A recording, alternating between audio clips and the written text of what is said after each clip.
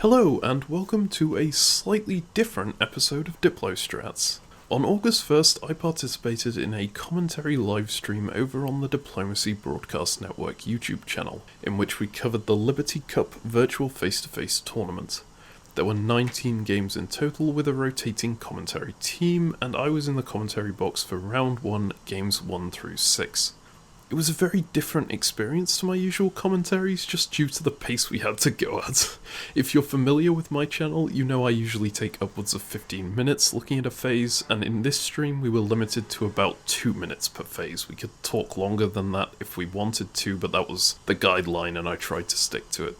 It does mean a shorter video with a lot less rambling, but you might be able to see I'm a little out of my comfort zone, at least at the very start. I get more into it as the video goes along.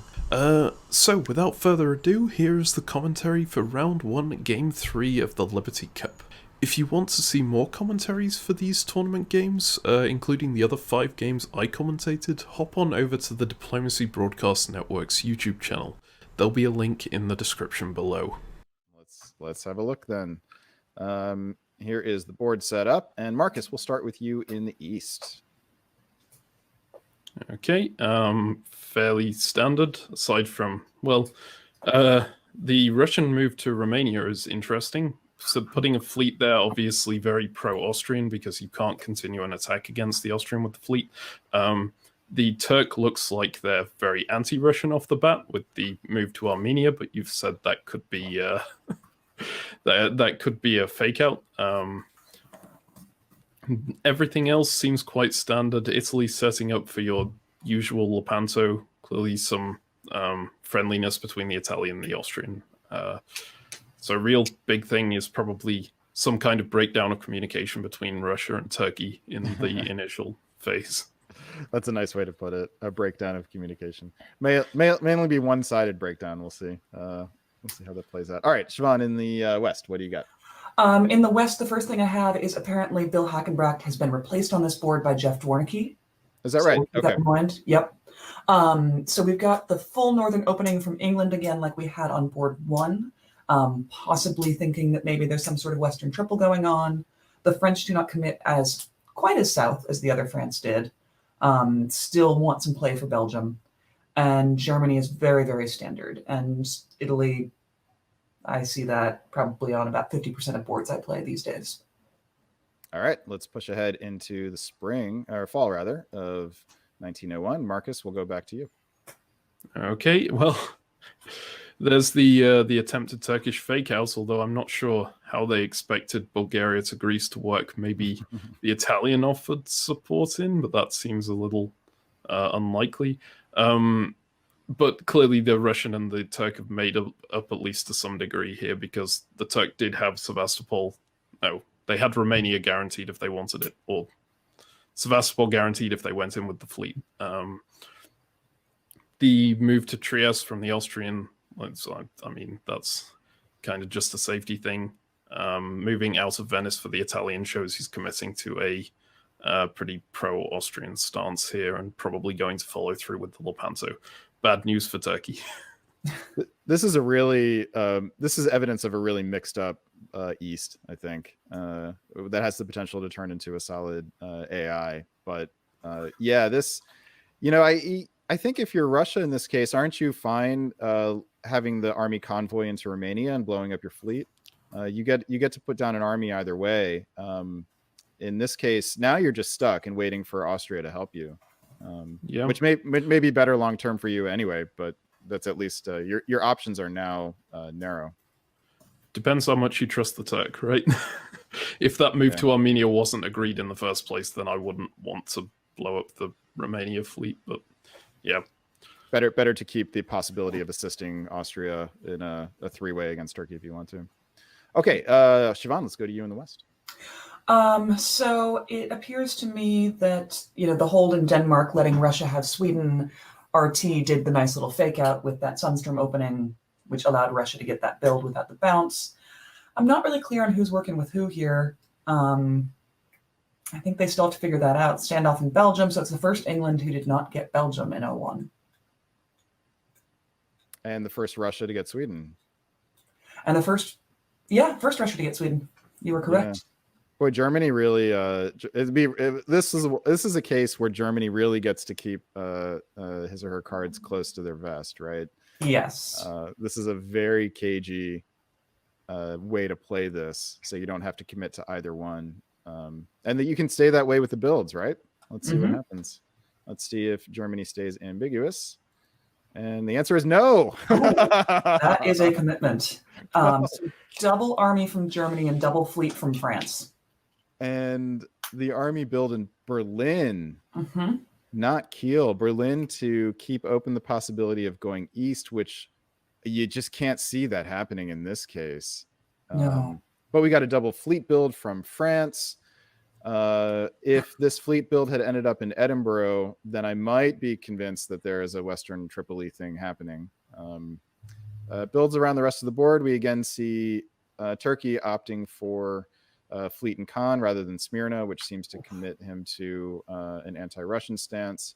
Russia puts down 2 armies in hopes to avoid some entanglement in the north, which a fleet on either coast would commit him to. But we'll see how that works out. Let's keep on moving ahead here. And I think we're on the east first in this game. Marcus, what do you... Oh, I need to show you the orders. Yeah, that would be helpful. Marcus, tell me what's going to happen. Oh boy. Instead, tell me what actually did happen. Well, Turkey looks kind of screwed. The Russian, they did manage to get the Armenian army out, and it looks like the Russian was fine with that, getting rid of the fleet there. But Austria's still got the jump on them. Austria, Italy tends to have the advantage against Russia, Turkey if they both start moving at each other at the same time. And in this case, Turkey, Russia is a long way behind where Italy and Austria have been with them in the Aegean Sea, and no attempt to bounce them out of Greece or Serbia. Plus Austria and Galicia. It's just a fantastic position for Austria all around. Think there's any chance here that Russia might be in on this, willing to let Austria get position and take Romania? Like that, maybe that was part of the plan anyway. I think that's pretty reasonable. It gets the army in Armenia out of Armenia, which is very nice for the Russian, because exactly. If the Turk panics and starts going, okay, where can I survive? If they have that army in Armenia, then the first thing they're going to try to take is Sevastopol. So getting it out, quite nice for them. We'll have to see how much the Austrian sticks with the Russian going forward. All right, Siobhan, let's go to you in the West. So we are seeing the Western Triple take effect, slightly delayed. I don't hate the build in London now. That can throw off the rest of the board because you didn't need to put it in Eddie. Everyone commits. Germany gets Belgium, as I usually demand in these scenarios. We put England into Sweden. You know, the Germans got some issues with that fleet in the Baltic, but I think he'll be okay. Yeah, now it's full on Western Triple now. There's no doubt about it. Yeah, they have all the subterfuge is gone. But maybe this was, maybe London helped them hide it, and the bounces in Belgium helped them hide it. I don't think it actually slowed down their pace at all. No, I don't hate it.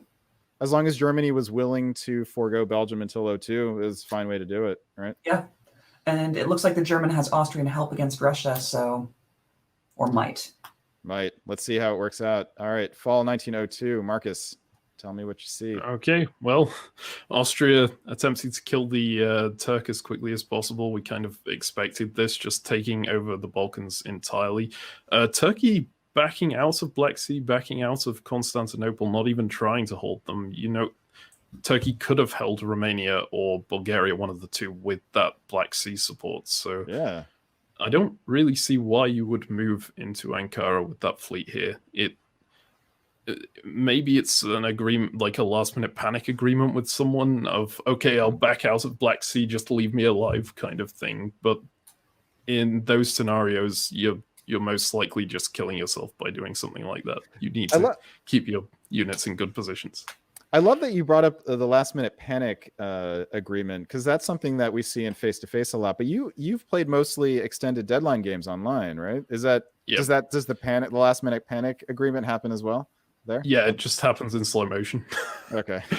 You'll just have someone panicking slowly over the course of the day and still entering the orders. Slow motion panic sounds painful. I mean, fast motion panic is also painful in its own way. Yeah. Okay, Siobhan, over to you. Well, I just want to point out here, by the way, that Romania had the option of retreating to an empty Sevastopol and declined.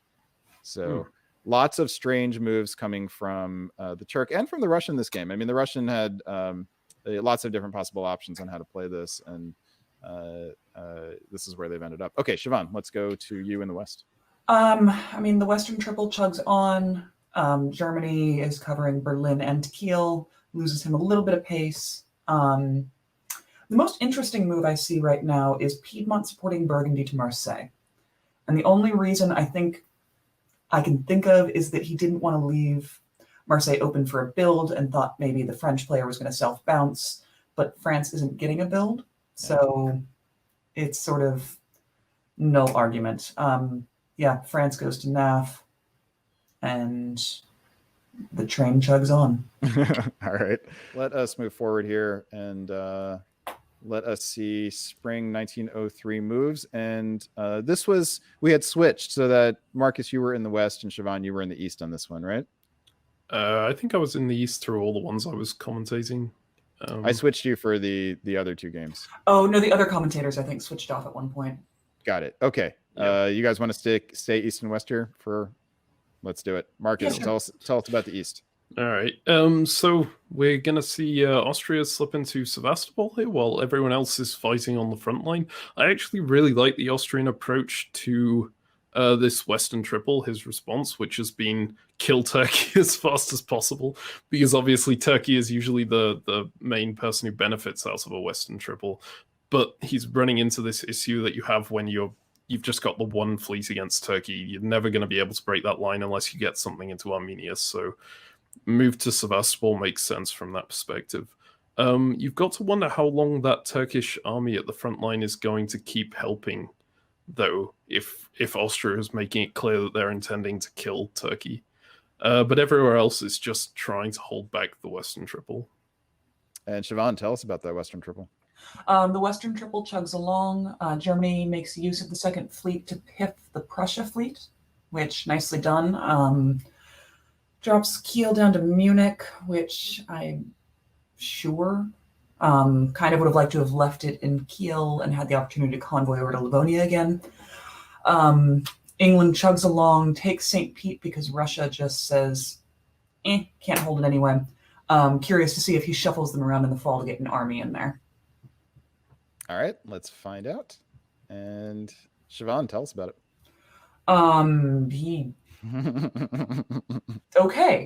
He stabs Germany for 1. Germany also loses Munich. France guesses right this time. Last turn tried to convoy into Tuscany, but Italy snuffed that out and bounced him.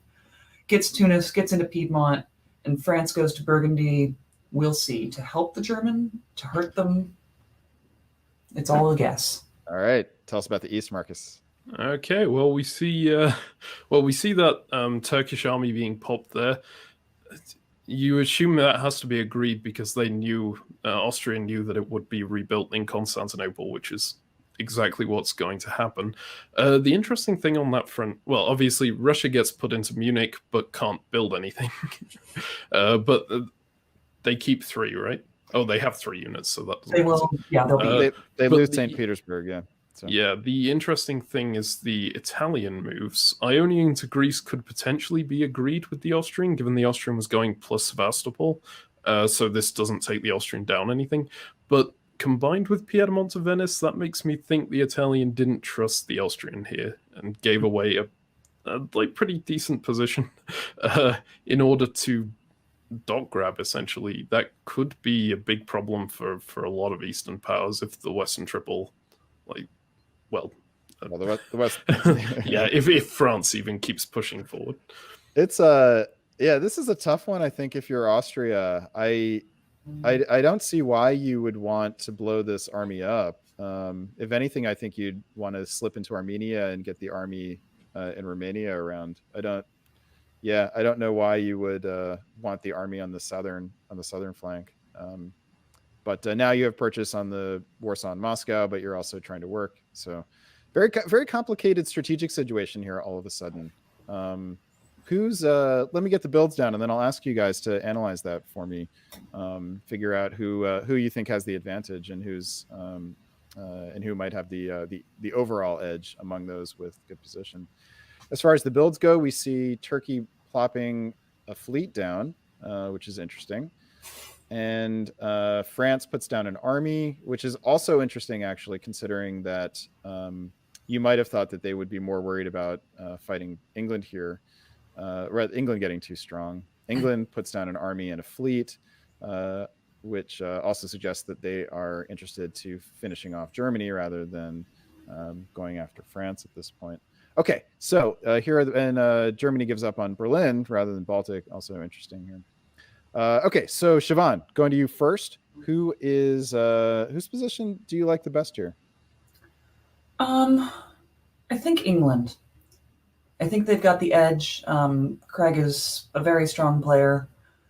And, with France locked up in the Med, England has, I think, a lot more play and many more dots. France gets what, Belgium? And Marcus, what about you? Yeah, I agree completely. England is the power I'd want to be playing here. Potentially, if Austria can get the Italian back on side, they have a pretty decent position, but I would still want to play England and probably France before I'd play anyone in the East. And is it because of the big thorn in the big yellow thorn in Austria side? Turkey is possible to kill them if Italy comes back on side and uses that fleet against the Turk. But even then, it's a really difficult thing to get rid of with 3 Turkish fleets. 3 fleet Turkey. Yeah, hard to imagine Italy doing that with France bearing down on them, but. Yeah, I'm with you guys. England does not have a thorn in the side the size of Turkey, so has more growth potential. All right, let's see how it works out then. Spring of 1904, and Siobhan, let's go to you in the West. Woo, lots of black arrows. Lots of movement. Every one of England's units around the North Sea has moved. Holland, not because it wanted to, but because it had to retreat. France is setting up to take Belgium in the fall. Germany just takes Munich back, but loses Berlin. Okay. All right. Mark. Yeah, go ahead. Marcus, tell us about the East. In the East, we've got Italy getting knocked out of the Tyrrhenian Sea, but ultimately that doesn't matter a ton because this is where France can get to. Italy just has that line of units, and they've made it with Austria, clearly. And France is not going to get anywhere further unless someone stabs, not for a long time anyway. But then you also have that Turkey is going to be a thorn in Austria's side for sure now. There's nothing Austria can do against that. Austria trying to take the Russian supply centers, I mean, I guess they can. There's not a lot that Russia can do to stop that. Well, if you're Russia here, aren't you talking to Turkey about Sevastopol at this point? Yeah, very likely. I mean, I think the Austrian can cover for that, right? Or they can. No. I suppose they can't really because Moscow pulled down to Sevastopol by Black Sea. Even if you try and push Warsaw into, you have to guess between Livonia holding Moscow or Livonia tapping Warsaw, depending on what Austria is doing. But yes, Austria is potentially biting off more than he can chew here.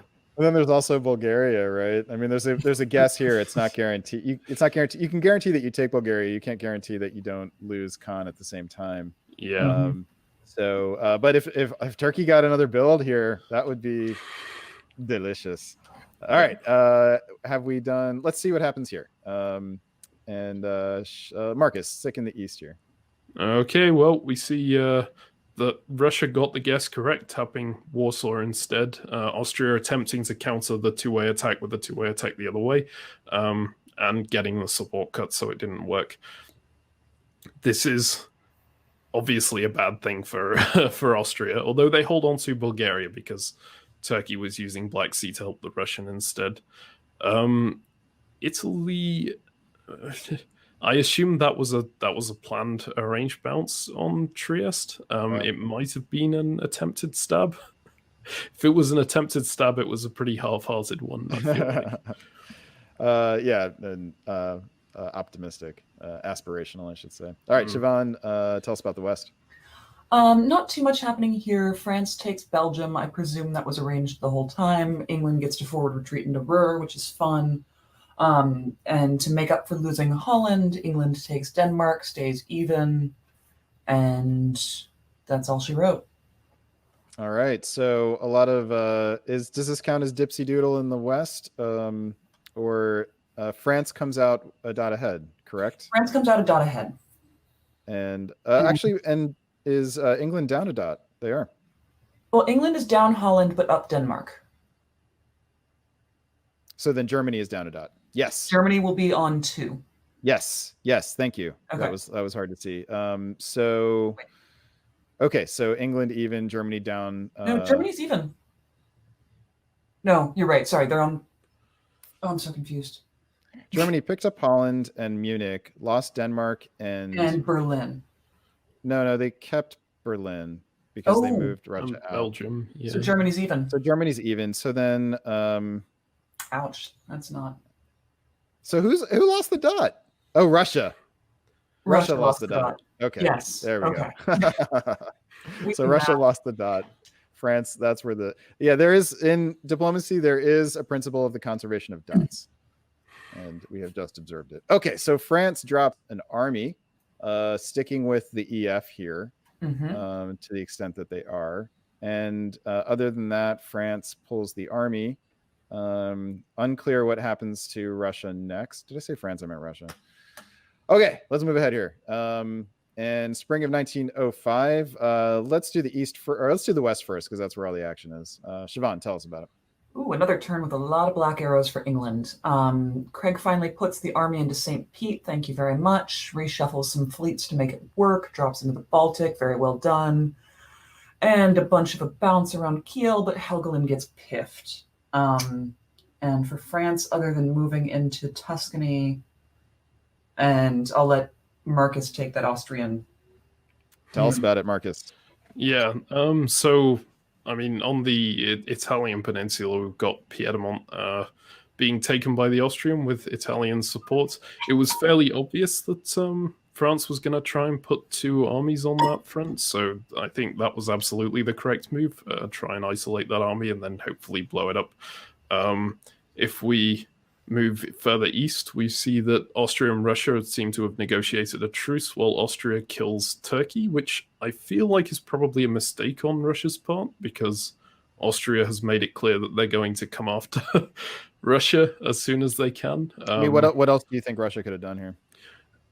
I guess they had to protect Moscow, but they could have tried to tap Romania. They could have. They can't really go to Armenia or anything, so maybe just try and get Turkish assistance into Romania, something like that. Just to harass Austria. Yeah, it's worth noting that if Turkey and Russia had worked together here, they could have gotten this army into Romania, and then Austria is just stuck for the rest of the game, right? Yeah, but it's possible that Russia's just said, okay, I'm might be dead anyway, so if Turkey gets killed before me, I get slightly more points. Oh, right. That's how it works in Carnage. If you get eliminated after somebody, then you finish a place higher than them. Mm-hmm. The first person to get eliminated is in 7th place on the board. Okay. And so on. All right. Let's check out fall of 1905. Marcus, we'll stay with you. Okay. So Austria dismantling Turkey pretty effectively here. We do see Russia trying to now make the stab against Austria, but it's a bit late. Yeah. They've already got their lineup. And yeah, in fact, that hurts Turkey, because Turkey could have kept Constantinople if they hadn't gone with it. On the Italian front, we've just got a whole lot of nothing happening. No, they do push into Tyrrhenian Sea. Mm-hmm. That's right. They guessed correctly on that front. Well done. Yeah. Well done, Laszlo. Yeah. And let's give a big shout out to Sergey here for we gave him some guff. What was it, a year ago, for allowing Turkey to consolidate their position, and it has worked out extremely well for Austria. They now have not only all of the Turkish centers, essentially Smyrna will fall easily, but they've got the fleet on in Constantinople, so that fleet will be in the Black Sea before long. Well, actually, there's some guessing here; it's not 100%. But yeah, Turkey should go. Okay, let's go to the west here, and Siobhan, tell us about it. There's not a ton happening up in the west aside from EF taking Holland and Kiel from the German, just sort of little by little chewing at him and breaking him down. This is just a well-coordinated attack in this case, right? Like they made the exact right moves. Not a whole lot of guessing, but they didn't need to. Little bit of an issue now with Belgium here, but I believe just a self-bounce will do it, right? A self-bounce should do it, and Germany has to pull a unit. Oh wait, I'm sorry. This was the fall. So. Oh yeah. Okay, so let's see what the builds are in this case. Germany, and he pulls it anyway. Germany recognizes sees the writing on the wall, as they say. We've got surprising army build in the sense that there's nothing that can be done with the army. There's no fleets bordering that spot, but England must be pretty confident that they have enough fleets to do whatever they want to do, and all they need to do is just keep. All Craig needs to do is make sure that Stephen is on side. So, and then Austria puts down 2 armies here, no surprise. That means they're confident that Italy's going to stay on side. It's a fascinating board, actually, because it's, Stephen and Craig, England and France here, have worked out a really successful alliance. They're both even at 8, and they still have a bogeyman on the opposite side to stay united about. Question for me becomes, at what point do you, if you're England or France here, decide that you want to go for this board top? And how do you go about doing it? Any quick thoughts on that? Is there any clear path that you guys see? Either one of you can take this. I mean, France is encountering some issues in the Med, and knowing Craig as well as I do, he should take advantage of it, but he won't. Because he's a conservative player? He's a good alliance player. It's less about conservative and more that I think he'd feel bad for dotting France at this point. Even if it's for the board top. Yeah. Marcus, you're laughing. Yeah. No, I think that's pretty accurate. I don't know the players, but it does look like the kind of alliance where that would happen. I also know that because I've played with Sergei in online games, he's very, very good at exploiting a strong alliance on the other side of the board to take complete control of the other side and just run havoc on top the board anyway. But in order to top the board, he's going to need one of them to stab the other at some point. So we'll you think? Well, they could get stopped pushing, but I think if one of them does stab the other, they'll probably end up in some war where neither of them gains very much, and he'll be able to get the jump on Italy, which is, I mean, this is coming from my personal knowledge of him. I think he absolutely would jump on Italy here if France backed off. So this may be a situation where the board is balanced so precisely that England and France simply can't stab either one without, if they don't stab, then Austria tops. If they do stab, then Austria tops. Like that. Let me just be in that situation. I think there's a chance they could top if they keep pushing and get the German centers here. Actually, it's unlikely because, Austria has Moscow, Sevastopol, Smyrna and pretty much on lock, right? Yep. They'd need to push really fast to get past Austria here. Okay, so then the triple point would be if England and France are able to get units on Austrian centers and are able to push him back a little bit, then you get the possible tension between the two where one of them could stab. Okay, all right. Yeah, that's my feeling. We just reveled in a bit of analysis. Let's move on for the reveal. And Marcus, anything in the east of interest here? I mean, Austria getting slowed down a bit is very important because of that English convoy to Livonia, but I'll leave that for the West to talk about. Obviously, Austria picking up Smyrna is nice for Austria. Not losing the guess on Bulgaria, it's also very nice for him. Still a guess in Yeah. the fall, though, right? As in, oh yeah, I didn't notice it was spring even. But so he's gonna have to deal with the Black Sea Fleet for a little bit longer. Yeah, I think Bulgaria should have stayed home here. Yeah. Well, I mean, they can't self-bounce, can they? Because Sevastopol could attack Romania with Turkish support, or vice versa. I suppose they could use Budapest and Galicia to secure Romania, but it slows them down even more. The other interesting thing that happens, French army gets popped in Tuscany, which is quite important, but also Austria retreats to Venice, which you've got to think is not... Sorry. It's not going to be... Oops, I had to go there, otherwise it would be open for France. Oops. Oh, also I had nowhere else. Oops. Okay. Siobhan, tell us about the West. Yeah, that retreat into Venice was one of the first things that my eyes jumped to. So yeah, France got it right by getting into Piedmont, but lost Tuscany, which is really unfortunate. England spent some time getting a fleet into the North Sea. Love the convoy to Livonia. Looks like Germany has just given up on Berlin and Munich and is setting up to take Warsaw. So there's potential of Warsaw and Moscow following this turn. So this is a potential avenue to a board top by Craig, is to pick up Moscow and Berlin, prevent Austria from getting either Moscow or Warsaw. Mm-hmm. Oh, he already has Warsaw. So he loses Warsaw, right? So if Austria ends up only getting Sev and Smyrna out of this, and Craig gets Moscow and Berlin, Craig is still one. No, then they would be even, right? Because Warsaw would have. Yep. Okay. Great. Let's see how we do it. Fall 1906. Siobhan, stick with you in the West. Yep.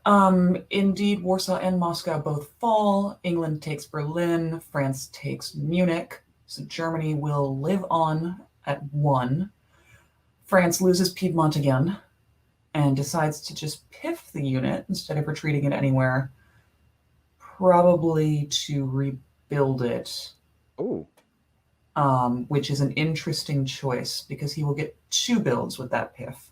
And now 3 because he took Munich. No, that's including Munich. He picks up Munich and he piffs 1 unit. It wasn't Tuscany piffed in the spring? Oh, right. Forgot about Tuscany. So he gets 3 builds and a chance to heavily reevaluate his game decisions. And that, boys and girls, is why sometimes you take a unit off the board. Wow.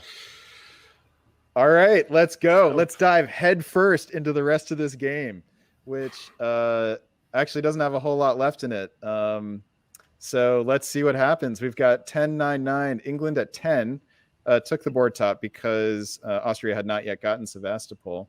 Mm-hmm. And France is, so France actually would have been 11-8. So this might have been an automatic board top for Craig, if not for the taking of Munich. Big question is whether that was agreed upon or not. Let's find out. We've got so England gets to put down 2 units here. That's a did they have units in the bag? Oh, Munich was German. Munich was German. Sorry. Yeah. Sorry. Okay. So going into the final year here now. All right, we've got a brand new fleet. Lots of fleets in the West all of a sudden. Another army for England. Normally when England has this many armies, it's a pretty good game, and so far it is. Austria puts down an army, and let us see how this plays out. Siobhan, to you in the West first. Okay, a lot of movement. Yeah, France tried to go to the English Channel, had to know that he wasn't going to get there. Craig supports himself, drops the armies down. We're going to see a convoy in the fall. The question is to where. And yeah, realigns all his other units to, I guess, just try and take as much as he can off France before it's over. And Marcus in the East? Yeah, Austria positions to take Sevastopol, which is now essentially the only center he can take without pushing past the England-France line, but obviously looks like England-France might be breaking down. He's also positioned himself in Bulgaria and in Tyrolia and Piedmont, so he can stab the Italian if it comes down to it for that board top. Whether he'll actually do so is another question. Yeah, with France pulling units back, this is potentially a massive board top for Austria if this game continues. Be interesting to see if Austria tops and then they all just agree to a draw because it's clear what's going to happen. Yeah. So at this point, let's find out. And Marcus will stay with you in the East. Okay, we see Austria sticking with Italy here and just taking Sevastopol. So I think that doesn't give him the board top, does it? No. Especially since England takes Warsaw with Austrian support, which is very strange. If Austria was going for the board top, maybe he just decided I'm not going to end up topping this board. I actually don't really understand this at all, except I guess it means there's only 2 armies on that front now. So Austria could push in and just take Moscow the year after this. But we know that the game doesn't go that long, right? Yeah. Siobhan, talk about the Western, and we'll wrap this up. Can you show me what the actual orders are? I need to know what Holland wrote. Support English to Belgium. Okay, Craig, we need to talk. There's a couple of things wrong here. Last season, you should have pulled Denmark down to Kiel instead of putting the fleet from Baltic in there. Why are you walking back out of Kiel? Did you just decide all of these units just like counting the centers so y'all can tie or something? Like you let us have Kiel, but you didn't take Belgium. I think that's what happens. I think this is a 3-way tie. Yeah, 10-10-10. Yep. Craig. Okay. This is not acceptable. So the game ends. There's no more moves. Wow. I feel a collective sense of disappointment among us. I don't see why Austria drew here. Like he can take Warsaw, he can take Moscow. He could get a board top by himself, but it might just be that they don't view the difference in points to be that massive.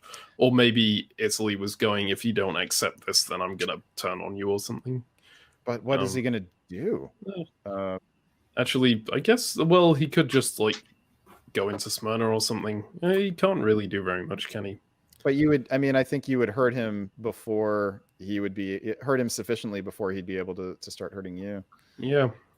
And plus you could have gotten a fleet in the water, right? Yep. It's a strange draw on the Austrian part. I can kind of see why England-France drew, because they have been in this game long alliance, and 10-10 is quite a neat way to end it. Well, I think the way that the East resolved it, I think that what we talked about before was the case here, that England and France, if they kept fighting, it would just mean Austria would top the board. But Austria should have topped the board anyway. So yeah, I just don't agree with Craig not taking Belgium at the end, because France was clearly supporting him there. I just I'm a big fan of going for it. So in Carnage, let's see, they tied. The 3-way tie for first place is the same as a second place finish. If you're, is that what it is? Yeah, if you're Craig and you go for it, the worst that happens is you finish in third place and lose 100 or 1,000 points or whatever it is. Yeah, I don't know. I don't agree with this at all, and I see the chat is very disappointed in this game. Yeah, I clearly we're all in agreement that Sergei really had little reason to draw here. Correct? Yeah, Sergei especially, and even if I'm Craig, yeah, I set up the couple of seasons before this a little better, and I don't think I see a reason to draw if I have an army in Kiel and the fleets where they need to be. But we agree that it's probably a losing cause, right? Like it's like Austria probably tops if you're at this stage. If England and France keep fighting, we're just more of the mind that it's like worth going for, because why not? Mm-hmm. Am I right, Siobhan, or do you think it's more that England's position is better than we're thinking? I think it's better than you're thinking, especially if he had done the last few seasons correctly. Mm. But I'm just disappointed.